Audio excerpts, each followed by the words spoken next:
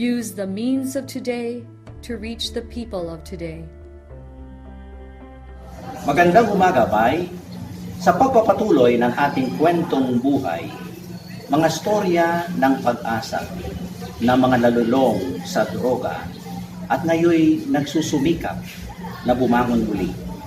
Live mula sa Davao, tutukan natin ang itong report na ito ang ating kapatid, Chong Dennis. Pasok! Maraming salamat, Father Pep. Live tayo ngayon dito sa may Ascension of the Lord Parish para nga makadaupang palad natin yung mga tinatawag nilang voluntary submission reform persons or sa mga iba ang tawag dito ay mga drug surrenders natin.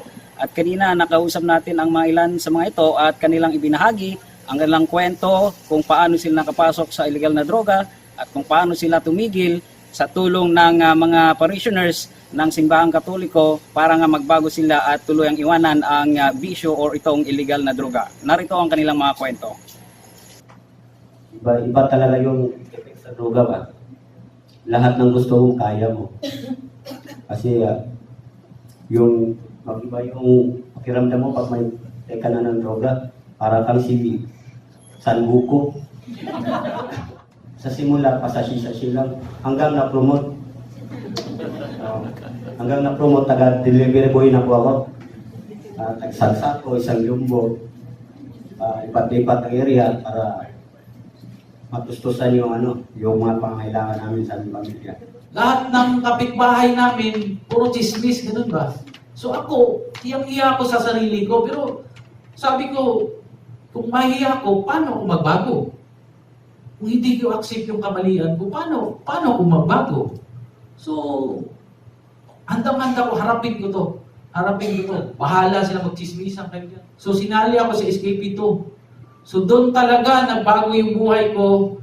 Yung hindi pala na yung buhay mo na yung sarili mo lang ipaprocess mo. Hindi talaga mas maganda kasi may andyan sila Sir Dennis, Ma'am Vicky, si Sir Jun, sila nagproseso sa buhay ko. Doon ko nalaman kung ano talaga yung problema na pinagdaanan ko. Lord, salamat Lord. Sina Jojoy, Bong at Marlon ay ilan lamang sa 200 na sumailalim sa Sagop Kinabuhi program. Ayon sa kanila, gusto na nilang magbago at tuluyang iwan ang masamang bisyo na kanilang sinimulan.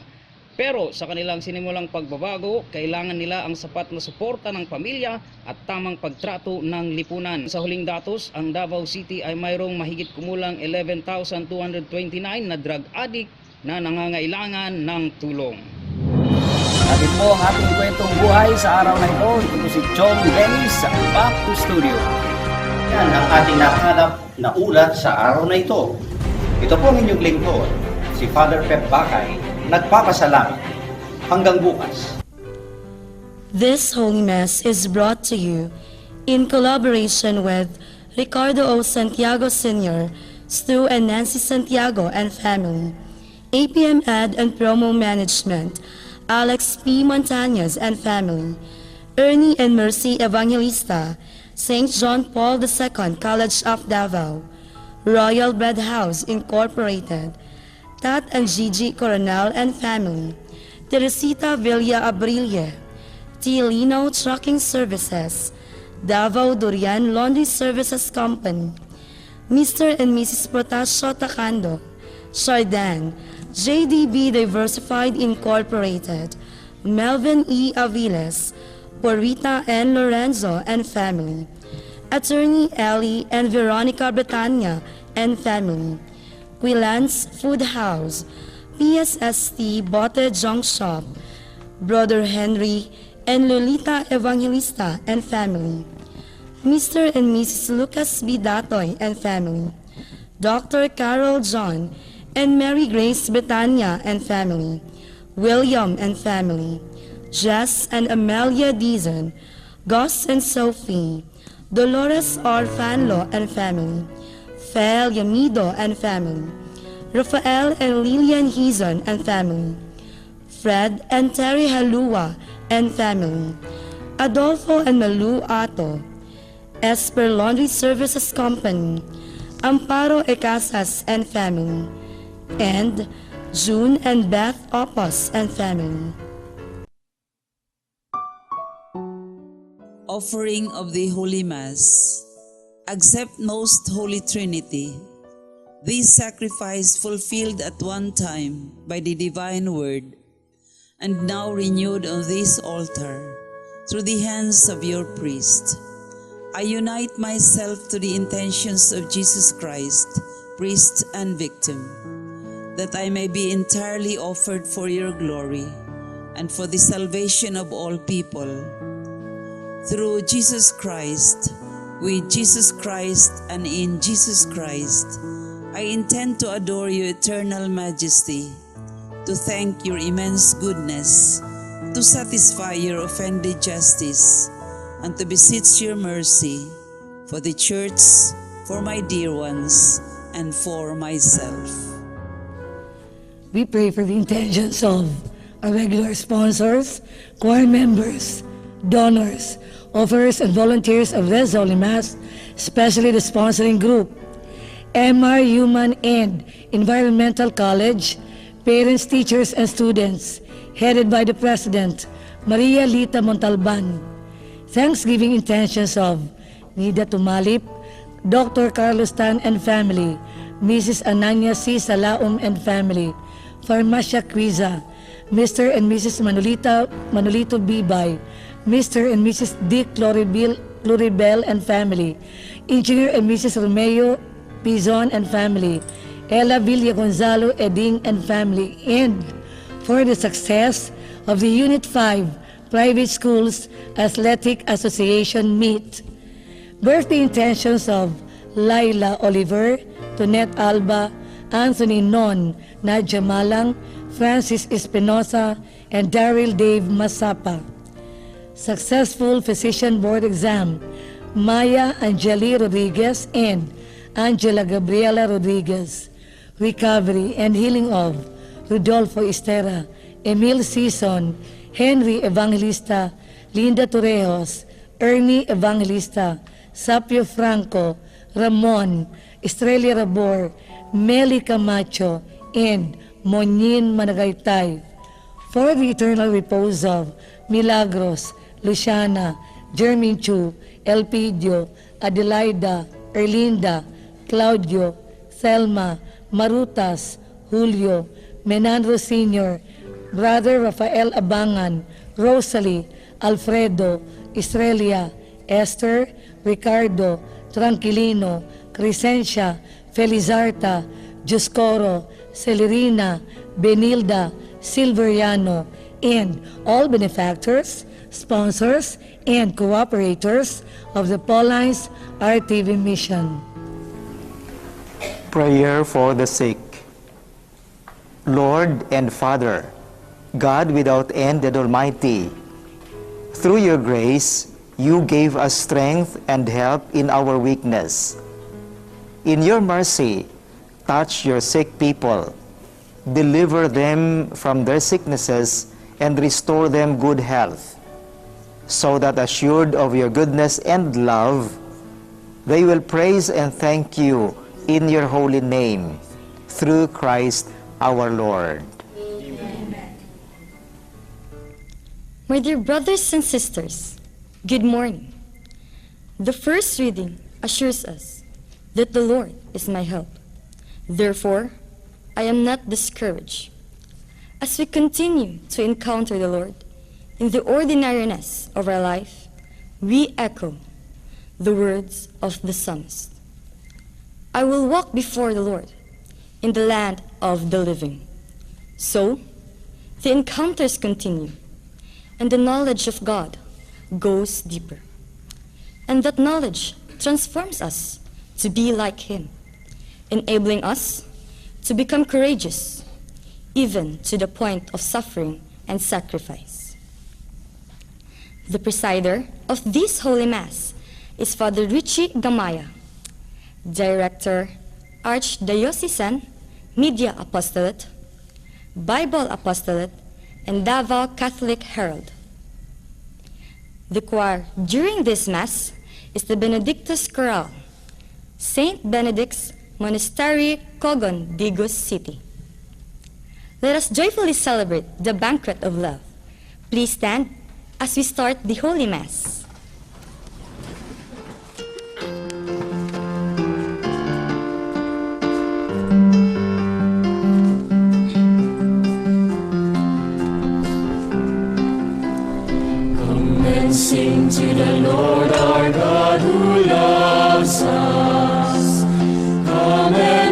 worshiping the God who leads us. There's no God like our God, so great among the nations. There's no God like our God, so great in all the whole world. Sing to the God of history. Sing to the God of glory. Great is our God who loves you and me. Sing to the God who made us free. In the name of the Father, and of the Son, and of the Holy Spirit. The grace of our Lord Jesus Christ, and the love of God, and the communion of the Holy Spirit be with you all. Brothers and sisters, let us acknowledge our sins, and so prepare ourselves to celebrate the sacred mysteries. I confess to Almighty God, and to you, my brothers and sisters, that I have greatly sinned in my thoughts and in my words, in what I have done and in what I have failed to do, through my fault, through my most grievous fault. Therefore I ask Blessed Mary, ever Virgin, all the angels and saints, and you, my brothers and sisters, to pray for me to the Lord our God. May Almighty God have mercy on us, forgive us our sins, and bring us to everlasting life. Amen.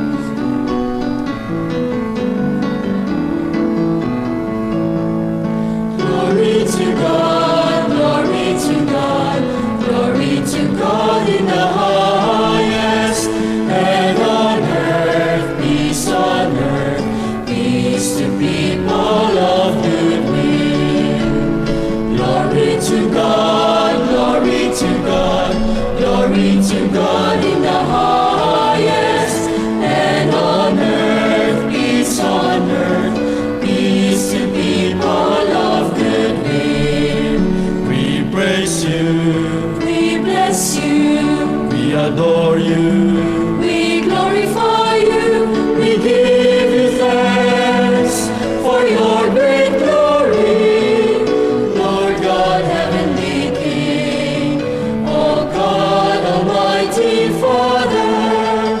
Glory to God, glory to God, glory to God in the highest, and on earth, peace on earth, peace to people of good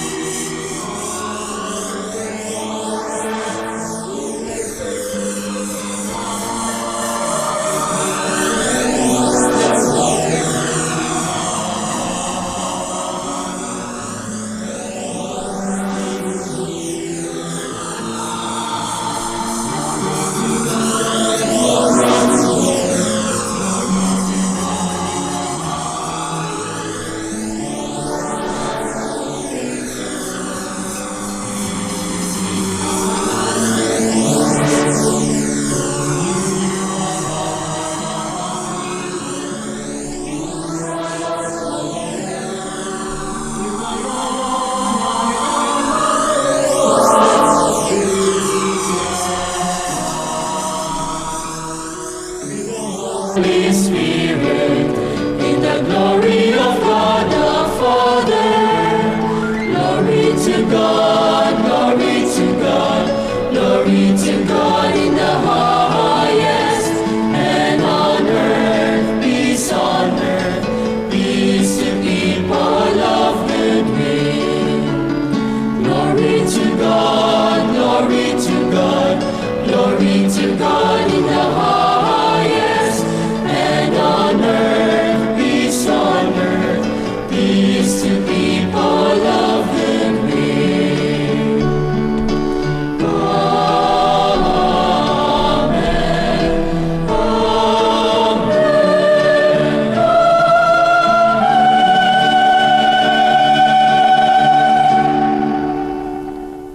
Let us pray. Look upon us, O God, Creator and Ruler of all things, and that we may feel the working of your mercy, grant that we may serve you with all our heart.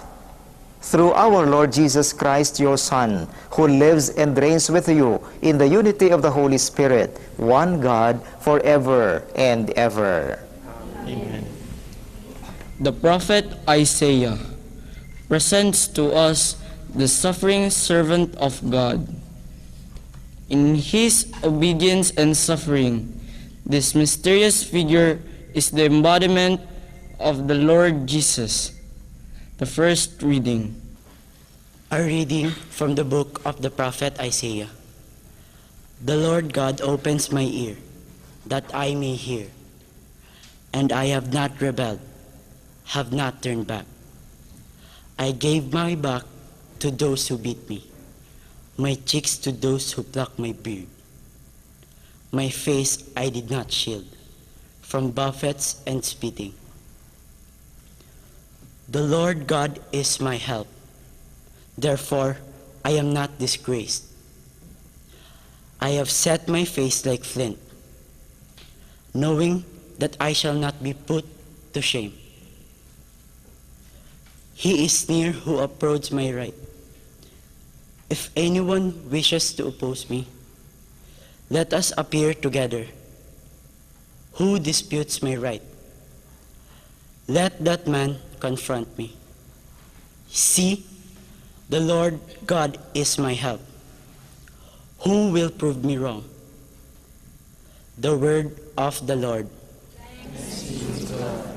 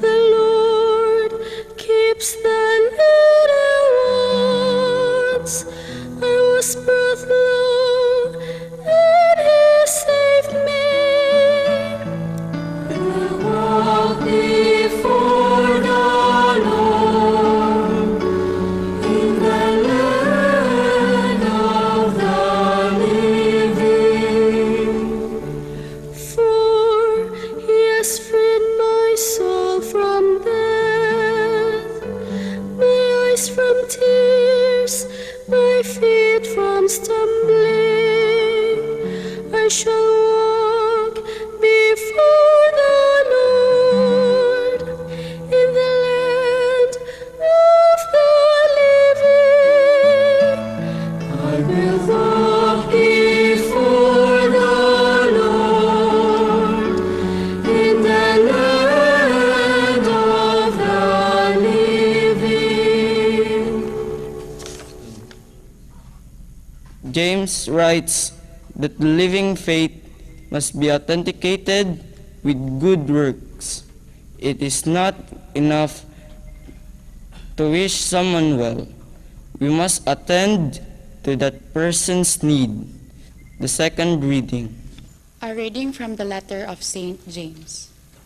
What good is it, my brothers and sisters, if someone says he has faith but does not have works? Can that faith save him? If a brother or sister has nothing to wear and has no food for the day, and one of you says to them, "Go in peace, keep warm and eat well," but you do not give them the necessities of the body, what good is it? So also faith of itself, if it is not work, is dead. Indeed, someone might say, "You have faith and I have work." Demonstrate your faith to me without works, and I will demonstrate my faith to you from my work. The word of the Lord.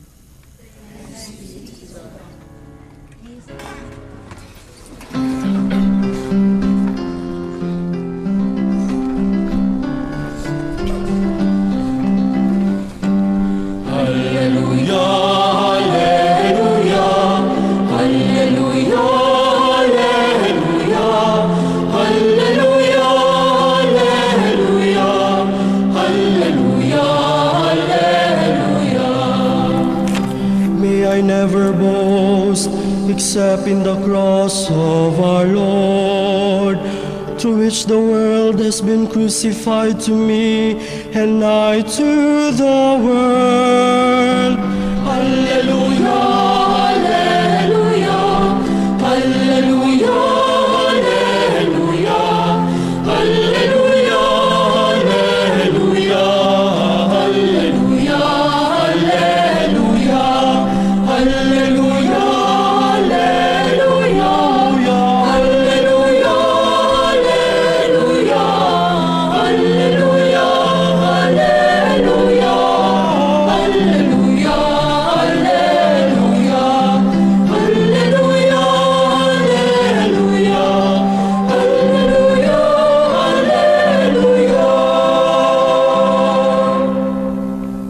The Lord be with you. And with your spirit. A reading from the Holy Gospel according to Mark. Glory to you, O Lord. Jesus and his disciples set out for the villages of Caesarea Philippi. Along the way, he asked his disciples, "Who do people say that I am?" They replied, "John the Baptist, others Elijah, and still others one of the prophets." And he asked them, "But who do you say that I am?" Peter said to him in reply, "You are the Christ." Then he warned them not to tell anyone about him. He began to teach them that the Son of Man must suffer greatly and be rejected by the elders, the chief priests, and the scribes, and be killed and rise after 3 days. He spoke this openly. Then Peter took him aside and began to rebuke him. At this, he turned around and, looking at his disciples, rebuked Peter and said, "Get behind me, Satan. You are thinking not as God does, but as human beings do." He summoned the crowd with his disciples and said to them, "Whoever wishes to come after me must deny himself, take up his cross and follow me. For whoever wishes to save his life will lose it. But whoever loses his life for my sake and that of the gospel will save it. My dear friends, the gospel of the Lord. Praise to you, Lord Jesus Christ.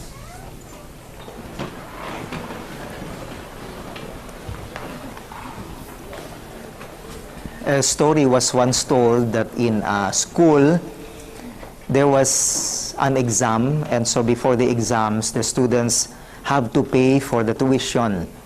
And so while lining up, a parent was there to pay for the tuition of his beloved son. And there were so many who were lining up. And since he was in a hurry, he wanted to be first.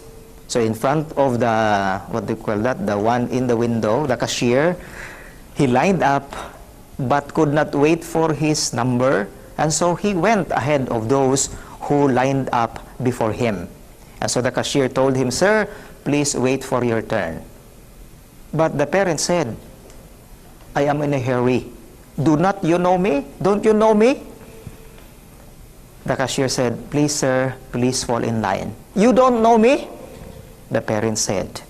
And so the cashier took up the microphone on the paging system and said, "Please, if someone knows your parent, he is here. He does not know himself. Please come and claim him as your father, because he does not know himself. He is asking me whether I know him. I don't know him either."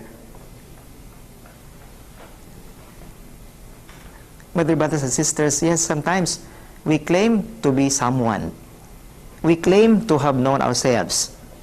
And we wish that others might respect us because we are someone. But the question is, do we really know ourselves?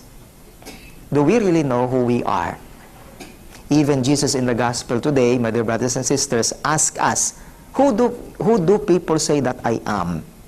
He wants a feedback.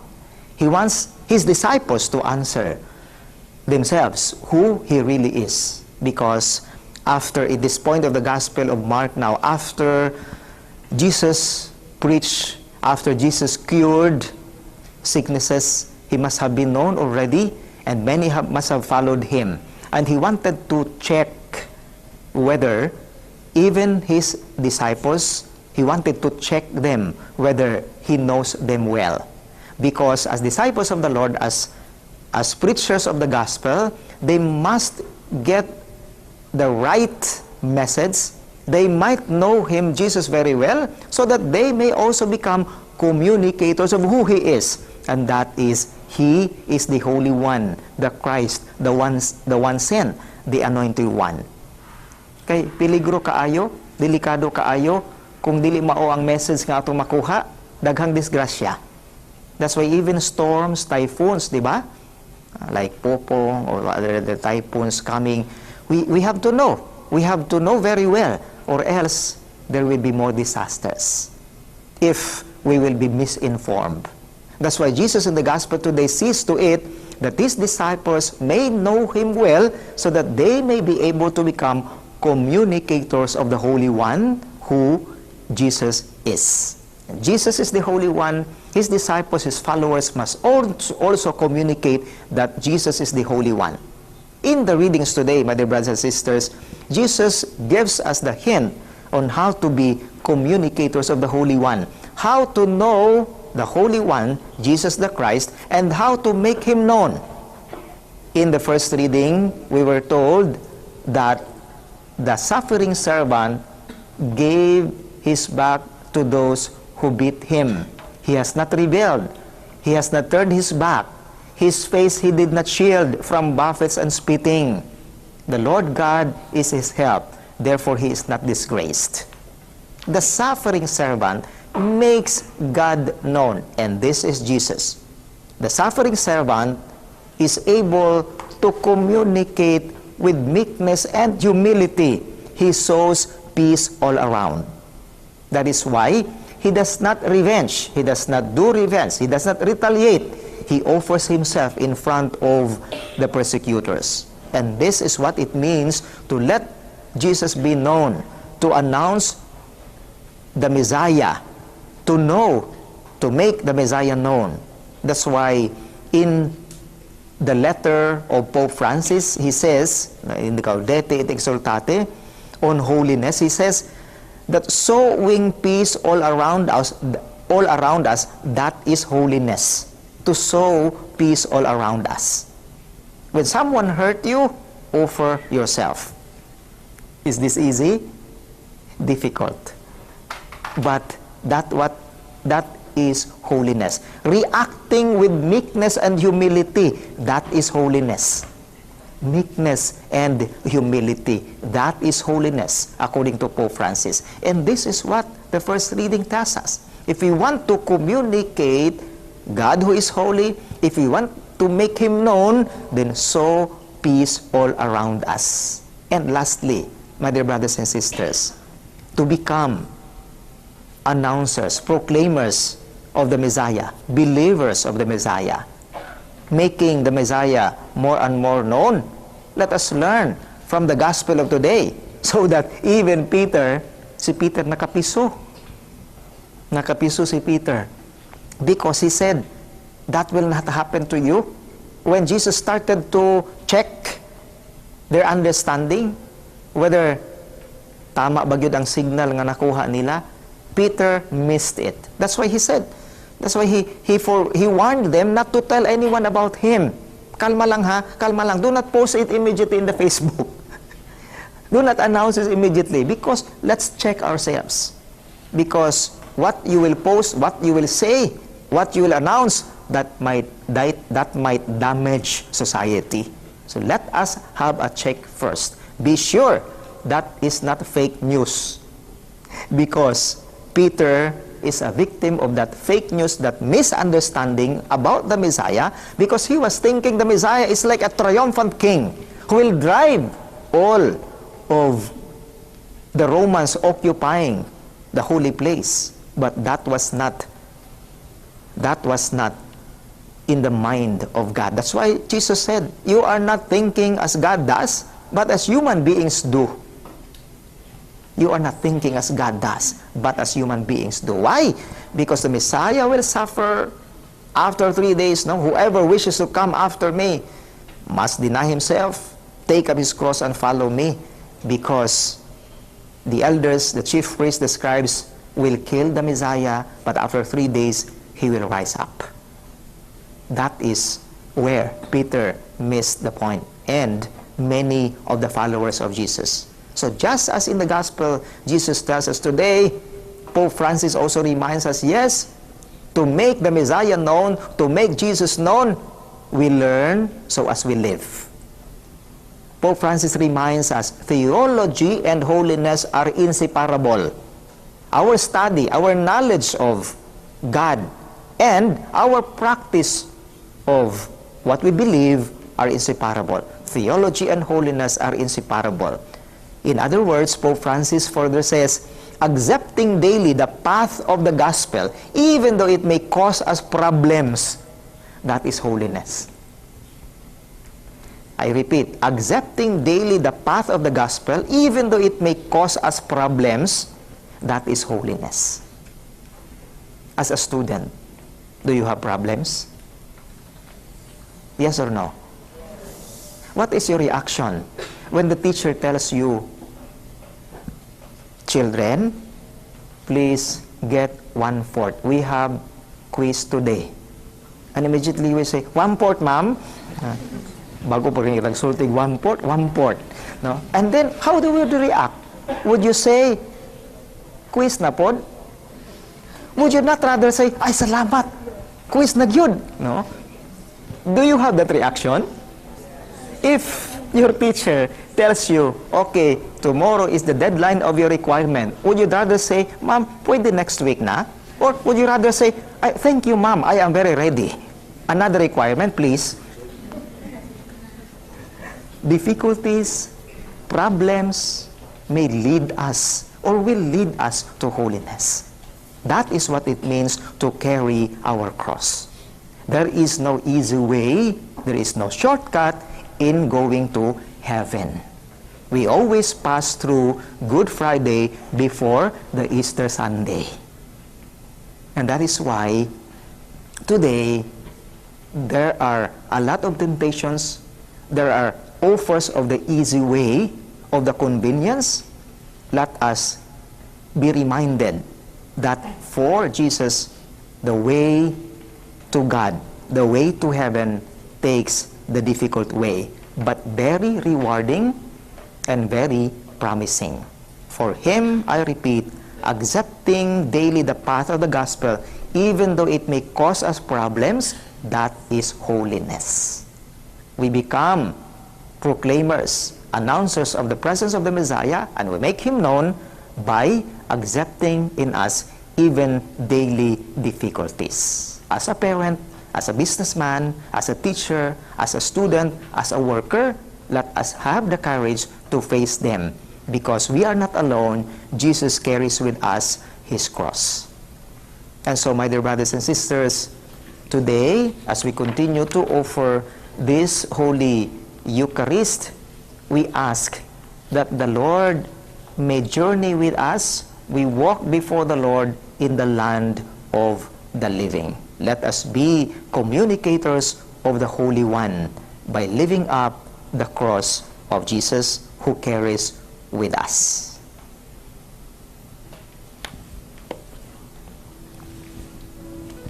Please stand and let us now together profess our faith. Together, I believe In one God, the Father Almighty, maker of heaven and earth, of all things visible and invisible.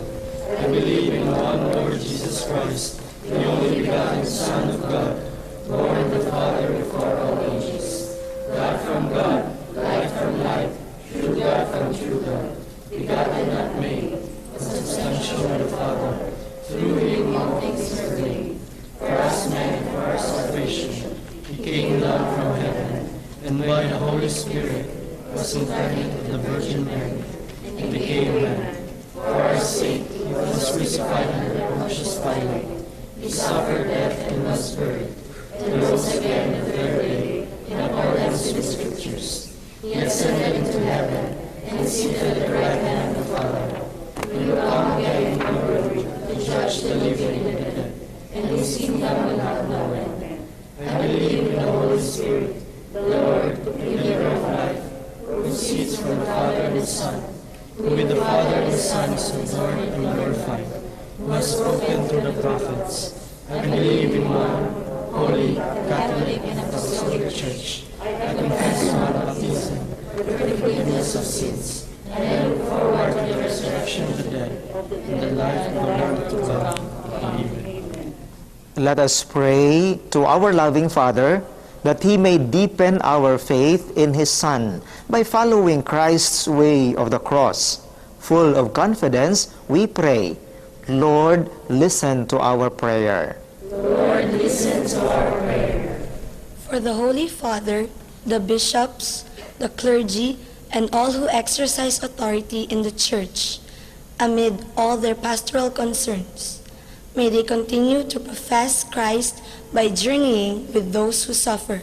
We pray. Lord, listen to our prayer. For all government officials, may they always take the path of Jesus by serving the people through hard work, honest administration, and respect for the dignity and rights of all. We pray. Lord, listen to our prayer. For all catechists, may they grow in appreciation of their mission as teachers and witnesses of the gospel of Christ in the contemporary world. We pray. Lord, listen to our prayer. For the sick, the marginalized, victims of violence and injustice, and those persecuted because of their faith, may they be consoled by the truth of God's love for them. We pray. Lord, listen to our prayer. For all the people of God attending this Mass, may they celebrate whatever their intentions are with the spirit of gratitude and generosity. Continue to grow in wisdom as they live the gospel values preached by the Lord. We pray. Lord, listen to our prayer. that our beloved dead may be reborn to a new life in you and rejoice forever in the vision of your glory, especially the sponsors, benefactors, and operators of the Paulines Media Mission. We pray. Lord, listen to our prayer. Heavenly Father, listen to the prayers which we have addressed to you. Help us to know and follow your Son's way of the cross by serving those in need. This we ask through Christ our Lord. Amen.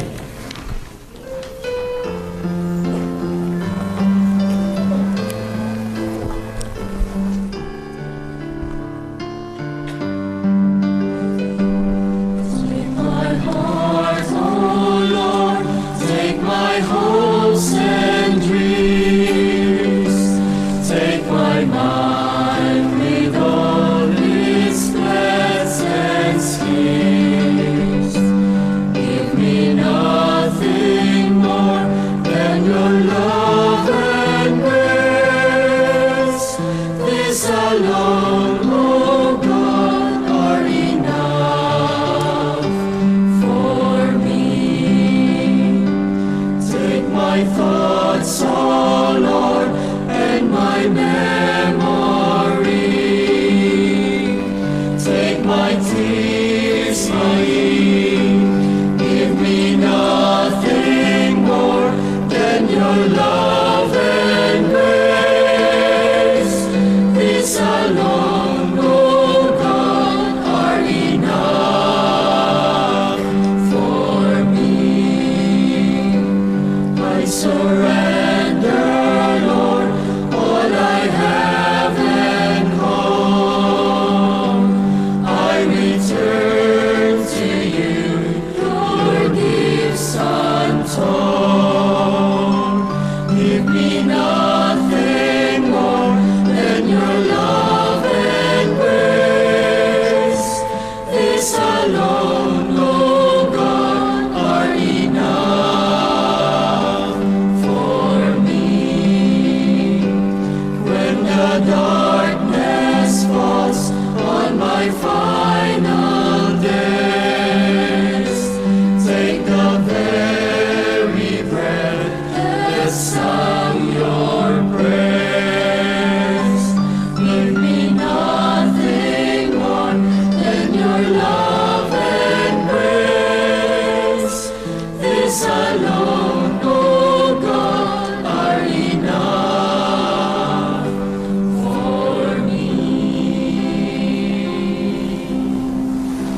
Pray, brothers and sisters, that my sacrifice and yours may be acceptable to God, the Almighty Father. May the Lord accept the sacrifice at your hands, for the praise and glory of his name, for our good and the good of all his holy church. Look with favor on our supplications, O Lord, and in your kindness accept these your servants' offerings, that what each has offered to the honor of your name may serve the salvation of all, through Christ our Lord.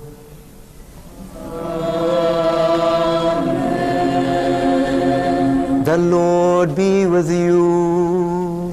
And with your spirit, Lift up your hearts.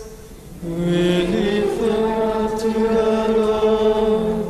Let us give thanks to the Lord our God. It is right and just. It is truly right and just, our duty and our salvation always and everywhere, to give you thanks, Lord, Holy Father, Almighty and Eternal God. For you laid the foundations of the world and have arranged the changing of times and seasons. You formed man in your own image and set humanity over the whole world in all its wonder, to rule in your name over all you have made, and forever praise you in your mighty works through Christ our Lord. And so with all the angels we praise you, as in joyful celebration we acclaim.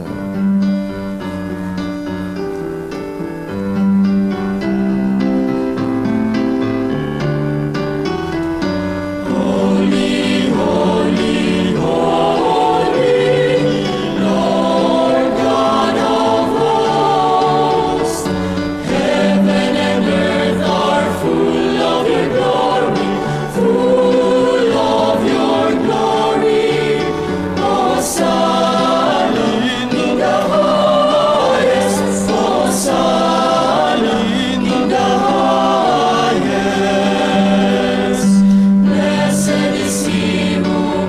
sing the name of the Lord. Hosanna in the highest. Hosanna in the highest. Hosanna in the highest. Hosanna in the highest.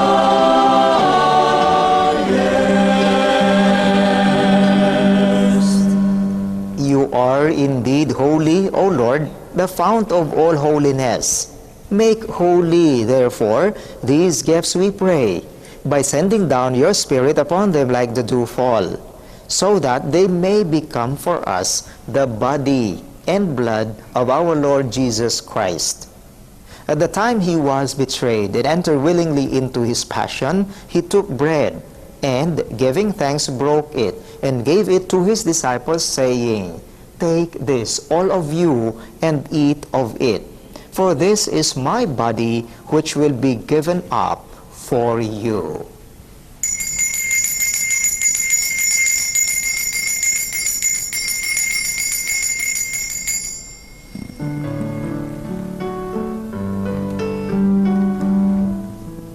In a similar way, when supper was ended, he took the chalice, and once more, giving thanks, he gave it to his disciples, saying, Take this, all of you, and drink from it. For this is the chalice of my blood, the blood of the new and eternal covenant, which will be poured out for you and for many for the forgiveness of sins. Do this in memory of me.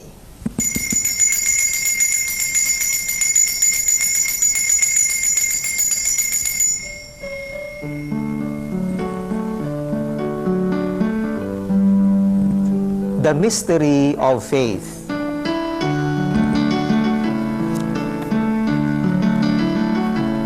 We proclaim your death, O Lord, and profess your resurrection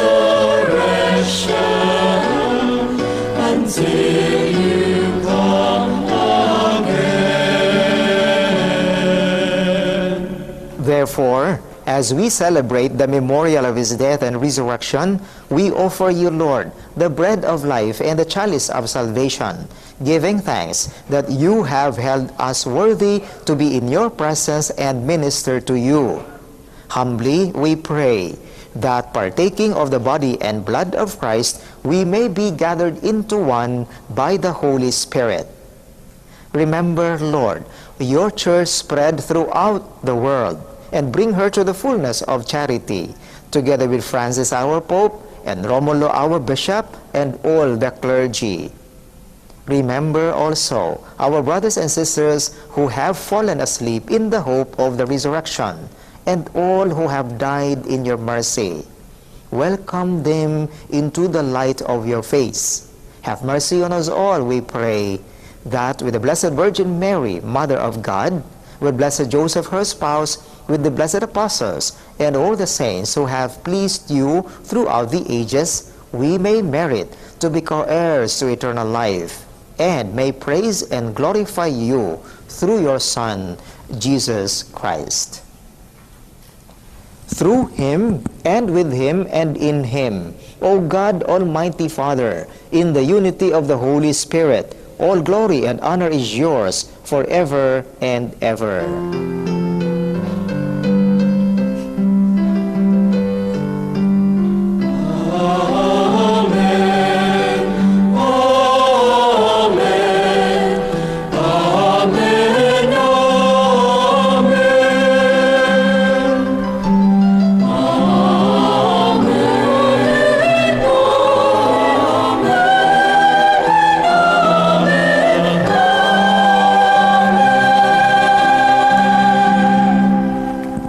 At the Savior's command and formed by divine teaching, we dare to say,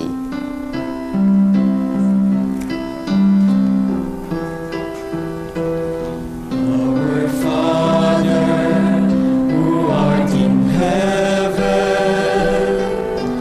hallowed be thy name. Thy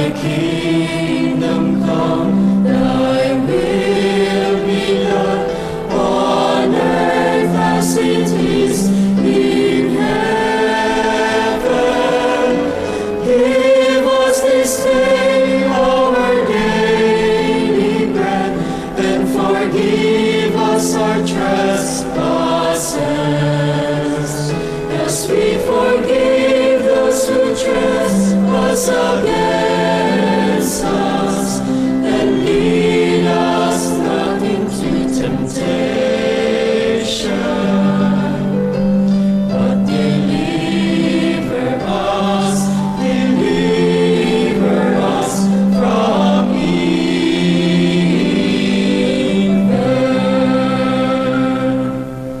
Deliver us, Lord, we pray, from every evil. Graciously grant peace in our days, that by the help of your mercy we may be always free from sin and safe from all distress, as we await the blessed hope and the coming of our Savior, Jesus Christ.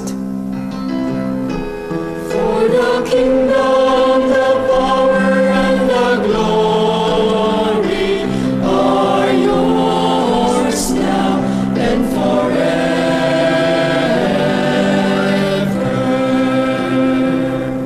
Lord Jesus Christ, who said to your apostles, "Peace I leave you, my peace I give you," look not on our sins, but on the faith of your church, and graciously grant her peace and unity in accordance with your will, who live and reign forever and ever.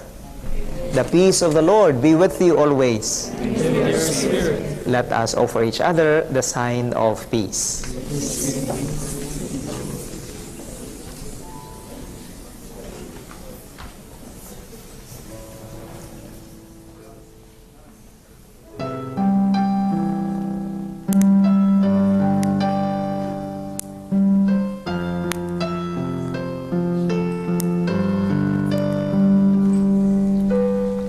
Lamb of God, you take away the sins of the world.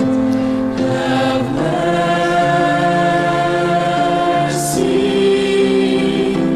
on us.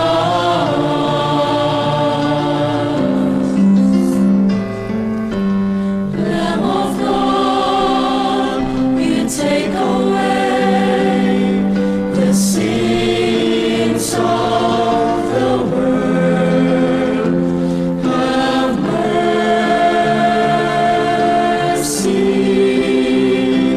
on us.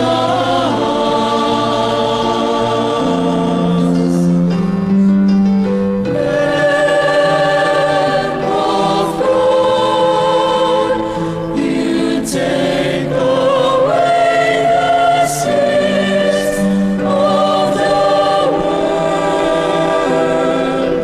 Grant us peace. Grant us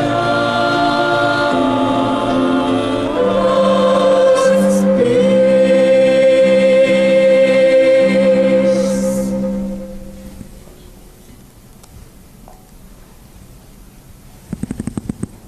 Behold the Lamb of God. Behold him who takes away the sins of the world. Blessed are those called to the supper of the Lamb. Lord, I am not worthy to enter your mouth, but say a word, and my soul shall be healed.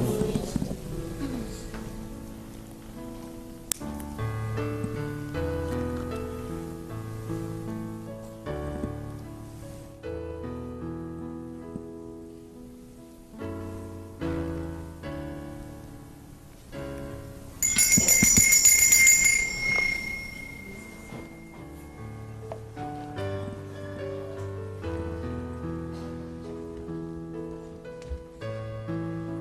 body of Christ. The body of Christ.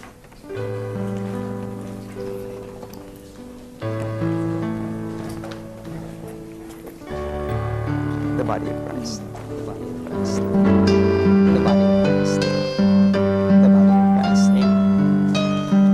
The body of Christ. The body of Christ.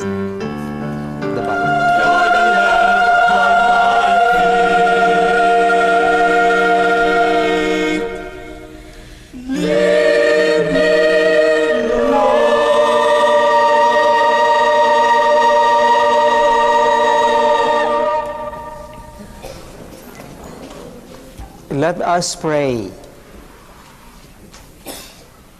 May the working of this heavenly gift O Lord, we pray, take possession of our minds and bodies, so that its effects and not our own desires may always prevail in us. Through Christ our Lord. Amen. There are so many people who have many questions about the Bible. This book, entitled 50 Questions and Answers Regarding the Bible. This is available at the Paulines Media Center, located at Bolton Street, Davao City, for only 95 pesos. Thank you and have a blessed Sunday. The Lord be with you. And with your spirit. And may Almighty God bless you, the Father, and the Son, and the Holy Spirit. Amen. Go forth, the Mass is ended. Thanks be to God.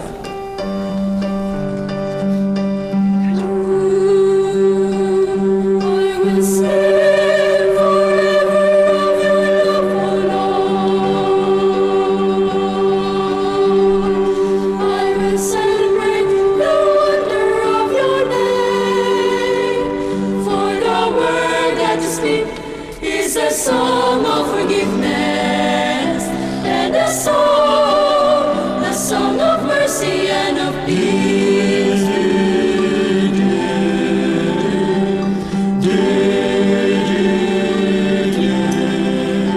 Let us wake up the morning and be filled with your love and sing some.